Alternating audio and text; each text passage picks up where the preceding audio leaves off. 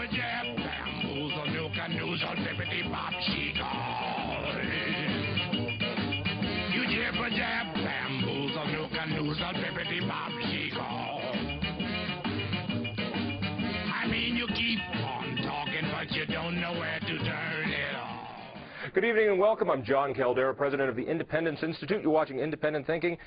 So are you fiscally literate or are you economically illiterate? Well, we're going to find out tonight. There's a great organization that's been around for over 60 years. Soon to be, what, 63 years pretty soon? Called the Foundation for Economic Education out in New York. You ought to check them out. It's FEE, F-E-E.org, from FEE. Sheldon Richman, appreciate you joining us. Great to be here. I want to ask you this question because this is...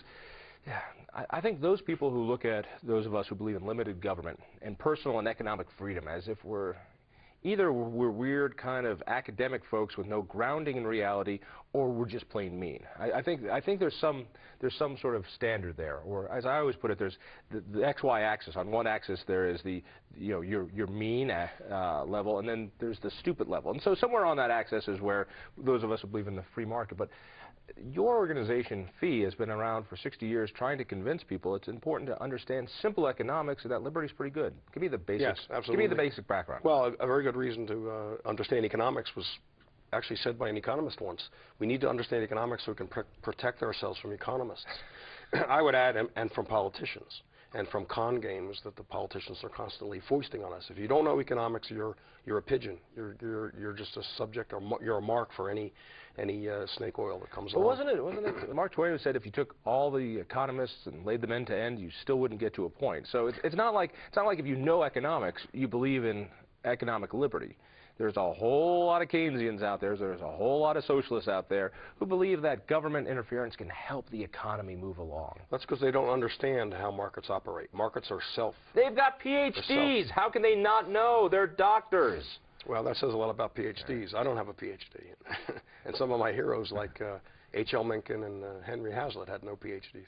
Henry Hazlitt had no PhD? No, he had no PhD. Really? Now, Henry Hazlitt wrote a terrific book, which I recommend to everyone. It's Economics in One Lesson, which is about as long as my attention span is about one lesson. That worked out. It was a good primer. It's a great book. Why are people today so illiterate when it comes to the issues of free market economics? Why now more so than I can imagine? I don't know if it really is more so than earlier, but people grow up with certain biases that they absorb from the culture, from their parents, and then from everywhere, TV, the news, and they are anti-economic biases. They believe, for instance, that one person's gain must represent another person's loss, which is totally contrary to sound economics. They are afraid of foreigners. So if foreigners want to bring us goods, they must be trying to somehow take advantage of us. There's an emotionalism to everyone who doesn't understand basic economics. There seems to be this emotional hook, and you just hit on a couple of them. One is the zero-sum game, and I've always loved this, which is, listen, the only way I'm going to get some is if you have less. And that's a great redistribution model. And we still see it today, the protection model, the folks that hate globalization, even though it means that they can afford clothes and electronics that they never could afford before, and it's improved our lifestyle so much, still they're distrusting of it. Why? Talk to me about the emotion.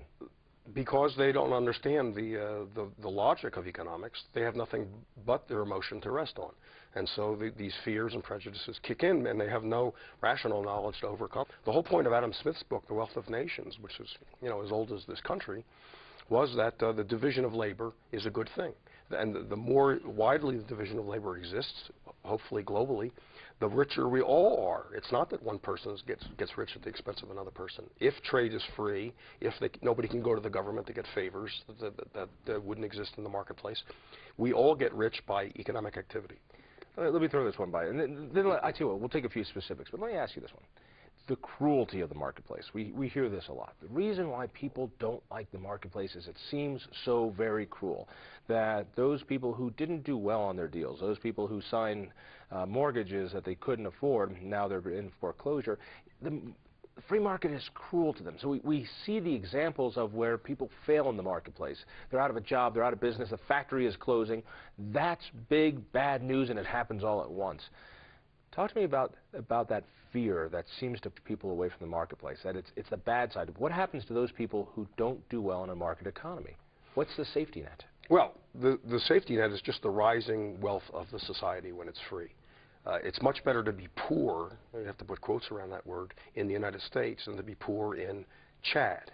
in the middle of Africa.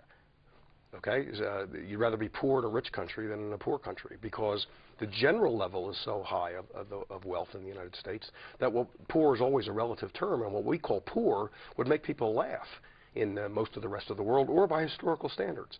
The whole country, even people you might count as poor in this country, are among the richest people who have ever lived. And there's just a million ways to prove this. I mean, when you look at what we call poor people have access to today, iPods, cell phones, color TV, cable TV. Dinesh D'Souza once made a great observation, and I heard him say something to the effect of, only in America is obesity a problem with the poor. Most countries, the poor are starving to death. Here, poor have a problem with obesity. And farmers complain that prices are too low. Right. And here in the United States, you have working guys who stop off on their way to work at their construction job to go buy a $3.50 latte at Starbucks. Right. It is an amazingly wealthy society. How did we get this way? Well, largely because of this country had the greatest degree of economic liberty that any country had ever had, and that goes a long way. It wasn't perfect. It wasn't laissez-faire. It wasn't what I would want, but there was such a huge dose of economic freedom where a person could with a little hassle, start a business and try a new idea and see if it worked. And people, many people have gone from nothing to very, very wealthy. On the other hand, there's also downward mobility. Some people have started with a lot and have fallen. There's a huge amount of mobility. When they follow people that are in the lower 20% of income, and they follow them over 10, 15 years, a huge percentage move out, and some of them go all the way to the top. There's a huge amount of mobility. Now, I don't want to paint a picture that we live in the best of all possible worlds. The government is all over this economy, and it hurts everyone, most particularly poor people, because anything that tamps down economic growth are going to hurt the people on the bottom most of all, not the people. Bill Gates can put up with a lot of government meddling in the economy. He's got his. But low-level people who still have the hope of mobility ahead of them, they get hurt when the government retards economic progress. Let's pull out a couple examples. Talk about people on the lower end. That's why we have things like minimum wage laws, because people need something they can live on. People need to know that they're going to go into the workplace, at least they're going to get $7 an hour. And even then, that's too little. So when we have government say, you know what, you can have employment, but we're going to make sure that it's at a certain minimum. So if you know where the start of this game is, everybody agrees it has to be at this level. Now, obviously, that's got to help poor people, right? Question mark. No, well, no, wrong, exclamation point. Because if a person does produce $7 an hour worth of value to a company, why would anybody hire that person? The government cannot increase somebody's productivity by waving a wand and saying you may no longer pay this person below X, $7 an hour. Wages are not just numbers pulled out of a hat randomly by an employer. It doesn't have a roulette wheel and spin it and say, okay, your number came up, you're $7 an hour, you're $10 an hour. That's based on what a worker produces, or at least there's an approximation of what a worker produces. Also, what an employer can afford. If you can only afford somebody at $5 an hour, that's what you're going to pay. But ever since that nasty little 13th Amendment, nobody is forced to take that job. So you have something where two people have agreed on a wage. I will work for you for $5 an hour. Maybe there are other benefits, such as you're giving me the flexibility I need, or you're very close to home, I can work, or I can walk, I can take off time for my kids. Who knows what those other compensations are? Right. And what I find the most insulting about the command and control structure, those people with big hearts that say, we need to raise the minimum wage, for example, is that really what they're doing is they're slapping the idea of liberty. They're slapping the face of freedom. That if two people want to have an association, they freely have come to an arrangement. I'm not forcing you to work for me. You're not forced upon me, but we come to a deal. Government comes in and all of a sudden says, oh, that deal you guys had, we won't tolerate it. It might be good for you. It might be marginally better for you too, but we're not going to allow it. We're not going to allow it because we don't think it's good for this guy. We're saving him from himself. Right. I find that insulting. And I agree with you, but just to round this out a little bit, I'm concerned that sometimes people do get a raw deal in employment. Their options may not be great, but what I'd like to do is point to the various ways, in many ways, the government reduces options available to workers. All kinds of taxes and regulations, in effect, are anti-competitive. The large company can handle them. GM can handle a new law or a new accounting standard because they got a huge legal department, a huge accounting department, so they just throw it over to them and say, you take care of this. It's a tiny part of their operating expenses. What about some one-man company that's just trying to get going? He can't handle that so well. Those kinds of laws, that burden, keeps a lot of business even from coming into existence. Someone may say, I'd love to start a business. Then they start looking at all the rules. And a lot of them maybe just give up and say, I can't handle it. How can I handle that? So anytime government keeps new opportunities, new companies, even self-employment opportunities from coming into existence, that hurts working people because they have fewer people bidding for their services. See, the free market maximizes the bargaining position and bargaining power of workers. Because if there are a lot of opportunities, then any given employer has to come up with more money to attract you because you'll go there instead of here. But it has to have a faith in the system. It has to have faith that freedom beats some sort of regulation. But regulation feels good. This is what you libertarians don't understand, and it's why you're losing. You guys have been in existence, FEE, a great organization, to promote education in economics for 62 years. Do you think you're winning? No, well, the minimum wage still goes up. Are there less regulations? Is there more economic freedom or less since you've been around? Most ways more and a couple of ways less. Point being that our team is very bad because we have to sell this idea that comes across as mean-spirited. And it's not mean-spirited, it's liberating. We require thinking, not sound bites that just push somebody's emotional buttons. You're absolutely right. Listen, it doesn't take a whole lot of thinking. If I can figure this out, let me tell you, it's not like it's a big thinking man's game. But it's freedom, and it's given us our prosperity. And the more we use emotion to try to regulate the economy, the more that freedom goes down, and the more the economy gets taken down. Let's go a couple things, case in point. Let's take a look at the stimulus package. Now, I've got a wife, I've got a couple kids. I'm going to get a check. Yes, you are. I don't know if you heard about this. I'm going to get a check. The federal government is going to give me a check. Might even be for what, $1,200? Is that much? $600 for each of you, and if you have a child under 17, I think $300, something like that. I'm in the money, honey. This is great. Out of the blue like this, I'm getting some money. Now I'm going to take that money, and either I'm going to put it away in an account, which means somebody else will do it, or if you put it in an account, you're unpatriotic. I want you to spend it. Yes. So I'm going to spend it. Don't pay off credit card bills. I will do. I will spend it. All right. So out of the blue, I'm going to get $1,200. I'm going to spend it. I'm going to buy the TV I wanted. Nice big plasma screen TV so I can watch this show in high definition, and who wouldn't? That's good for the economy. This is brilliance. I get money out of nowhere. I get to spend it. What could possibly be wrong? Milton Friedman once said there ain't no such thing as a free lunch. I don't think he was the first to say it, but I bought him breakfast once, and that just blew his whole theory of. Well, he didn't say breakfast. He said lunch. He got a free breakfast. Where's this money come from? The idea that this is a cash being injected into the economy is complete nonsense. The cash is somewhere already in the economy, so it's not being injected. It's just being moved around. All government creates no wealth. All it can do is move wealth around. You can take it from this person, give it to that person. So what the government's running a deficit. The deficit next year is going to be $400 billion according to Bush's budget. So if they don't have a lockbox filled with this $600 checks that they're going to distribute. They're not going to Fort Knox cashing in the gold? They're not cashing in the gold. Al Gore took the lockbox with him when he left Washington. There's no lockbox. So what are they going to do? They're going to borrow the money. So how does it a stimulus to borrow the money from within the economy and give it to you and other people in the economy? Because obviously you haven't read your John Maynard Keynes. Obviously, because I'm going to take that. I'm going to take that money.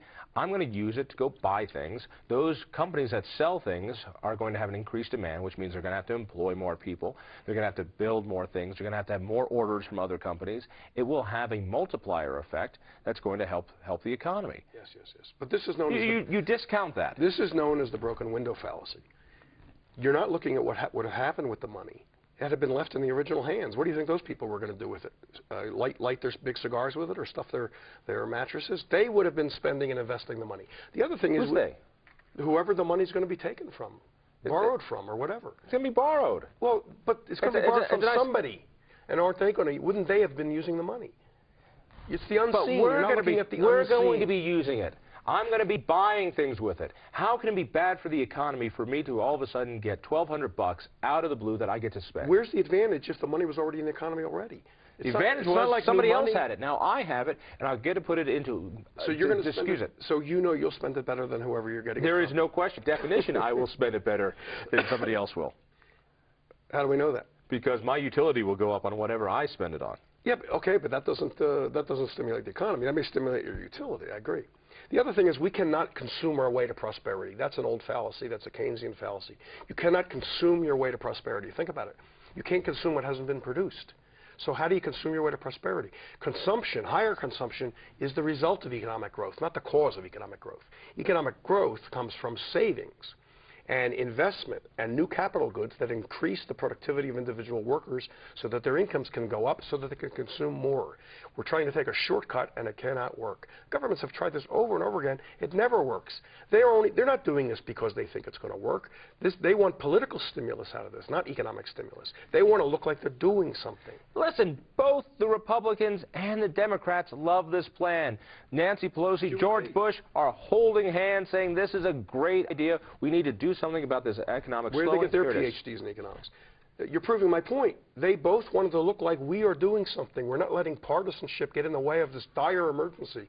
So the Democrats and the Republican White House got together on the stimulus package.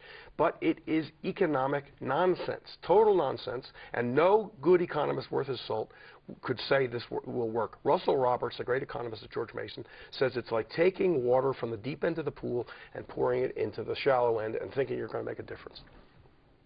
For the look, it'll make a difference. If you're not going to use your $1,200, just go ahead and send it over to me, and I'll show you how it improves my economy. This is the fallacy of composition. You're confusing your individual welfare with the welfare of the society. Sure, you'll be able to go out and spend $600 you didn't have before, but there's no overall benefit for the economy. Mr. Bearded Smarty Pants, then what would you have done if you were king? If you wanted to stimulate the economy, here's a plan where I get $1,200. Why do I have a feeling that your plan is not going to give me $2?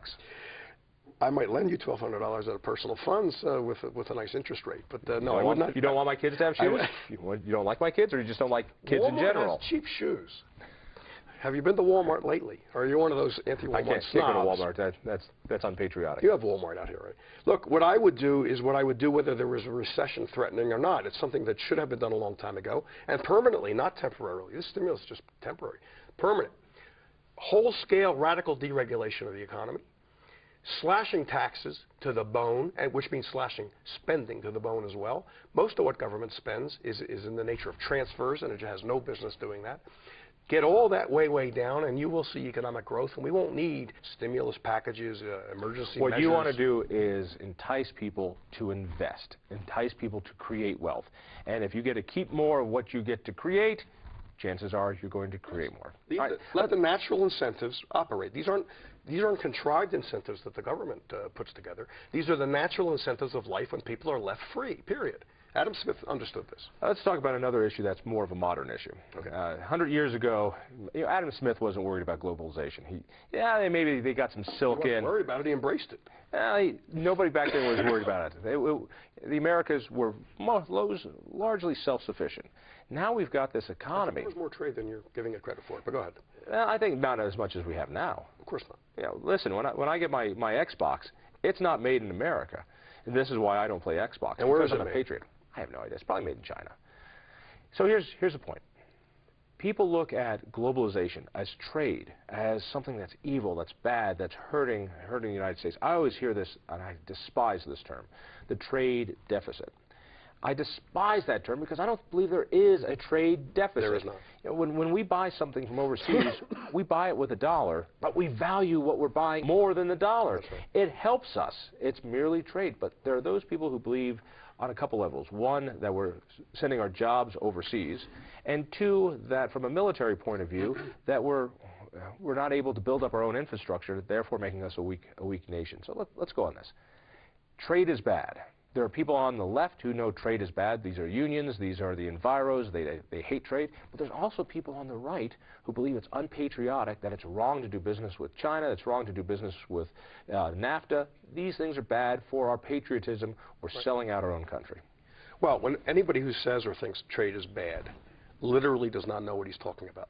Literally does not know what he's talking about. Because if it weren't for trade, if that person were even alive, would be living at subsistence, or maybe slightly higher.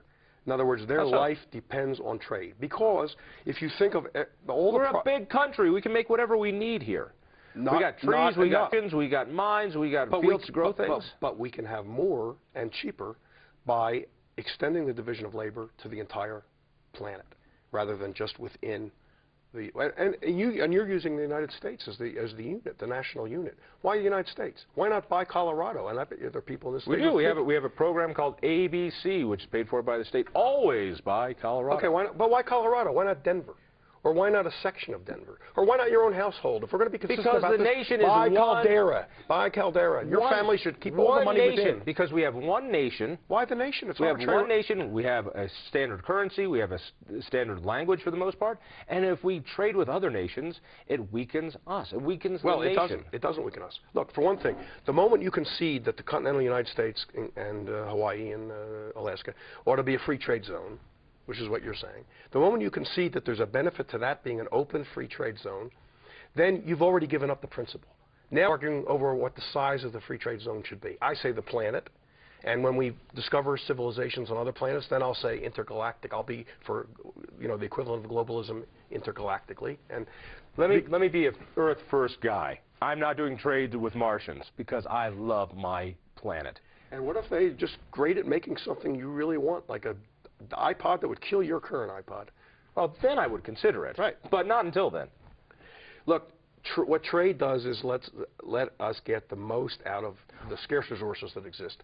The more trade there is, the more division of labor, the more specialization, the more we get. The idea here that in America we do some things very well. We do entertainment really well. What a great export we have.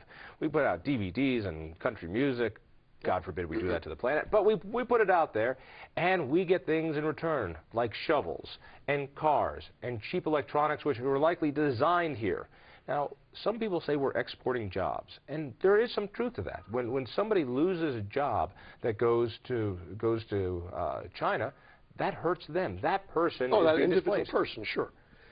Change can always create a disruption in an individual person's life. But change is not purely a function of international trade. I mean, people in Colorado can lose jobs because somebody gets a better idea in Pennsylvania and starts selling what used to be sold here. And then, why shouldn't you have trade restrictions then between Pennsylvania and Colorado? You bring up a point that if we didn't have technological change, if we didn't have innovation, the guy who made buggies and buggy whips, if he had a protected job, we'd still be paying for him, but that technology is gone. And we'd be poor. We could have kept the slide rule and the typewriter people working, but we would have been much poorer. Instead, people go into new jobs. What do you say to the guy who lost his job because now whatever he's creating is being created at half price in Singapore? I would say, number one, I'd say that is the nature of life. Life is change. People have lost jobs throughout eternity because of change in economic of opportunities. And I would say to him, do you think consumers then should be hog-tied by the state so that they can't buy from different sources when someone offers them a product? That's what that would require. You would have to tell consumers you may not change your tastes. You may not seek a better deal if someone offers you a lower price on a product. You may not take it. Why? Because we have to keep that person in his job. They're exploiting people. It's done with slave labor for human beings. Well, we should not be buying products made in countries that exploit those workers. That's an oversimplification. I mean, there is not out-and-out slave labor in China. China is becoming more liberalized. People can change jobs. It's hardly a perfect free market. It isn't. And we should hope that they'll move that way. But the point is, people are not chained to their machines. They change jobs. There's huge entrepreneurship and development going on in the south of China that resembles Hong Kong. And so I don't think you can lay it on that. In the case of real slave labor, I would be the first to join a consumer boycott movement and publicize it, and that's perfectly legitimate activity. But to have the government step in and start to regulate trade is very, very dangerous because it just is it'll serve special interests. It certainly won't help people generally, and we will be poorer than we would have been.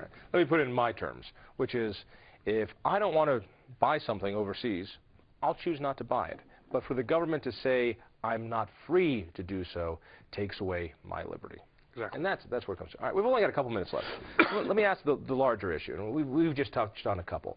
Americans, I believe, are very emotional about economic issues. They don't see taxes. They see it in very black and white issues. They see rich people. They don't like them. I think there's a lot of class warfare.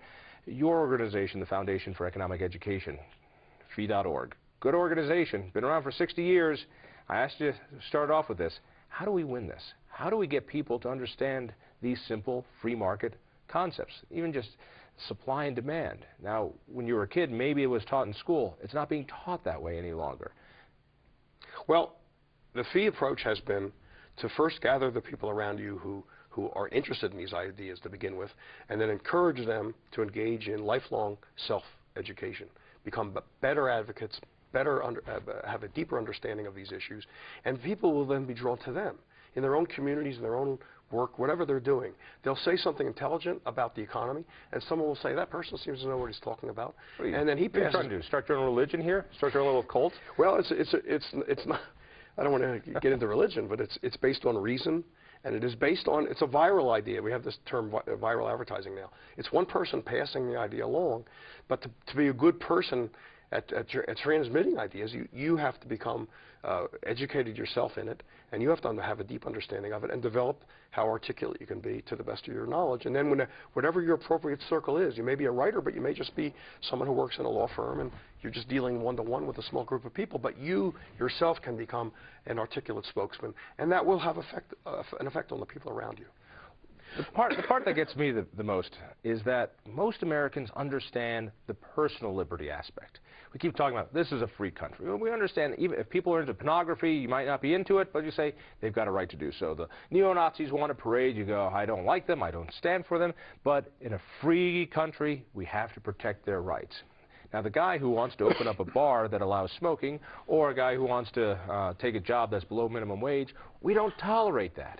We don't seem to understand that economic freedom is the financial expression of liberty. That's right. Freedom is seamless. All right. 30 seconds. What do people need to know about your organization? Where do they go? What should they do? The best place to start is www.fee.org. You can click on a button and get a free copy. Get a free copy of this magazine. In fact, you can get a year's worth of the Freeman 10 times a year. Great magazine. At no cost. Even for those of us who don't know how to read. It's got good pictures in it. And every month you'll read about the economics, the history, and the political theory. Thank you so much for joining us here in Denver. Tell a friend about Independence Institute. Go to our website. We'll see you next week. You jab, bamboozle, nuka, noozle, bippity, bop, she-call. You jab, bamboozle, nuka, noozle, bippity, bop, she-call. I mean, you keep on talking, but you don't know where